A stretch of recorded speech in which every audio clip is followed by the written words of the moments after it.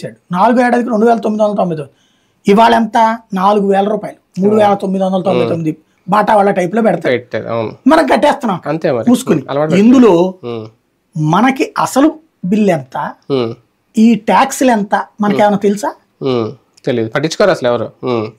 అయిపోయింది అయిపోవచ్చింది రీఛార్జ్, అంతే. మనం యాక్టులు ఈ ఫైబర్ దీనికి పెడతాం, అయిపోవచ్చింది డబ్బులు కట్టేస్తాం. ఇది కూడా రేపు అది చేయబోతున్నారు. దీంట్లో మనకేం తెలియదు. ఇవాళ 500 రూపాయలకి రీఛార్జ్ చేసాం, 10 రోజులకి కరెంట్ వస్తుంది అనుకున్నాం, అకస్మాత్తుగా 4వ రోజునే కరెంట్ అయిపోతుంది, మెసేజ్ వస్తుంది ఇది కరెంట్ అయిపోతుంది రీఛార్జ్ చేసుకొని. మనం ఏమనుకుంటాం, ఏమని తిట్టుకుంటాం, మన ఇంట్లో వాళ్ళు విపరీతంగా వాడేస్తున్నారని తిట్టుకుంటాం.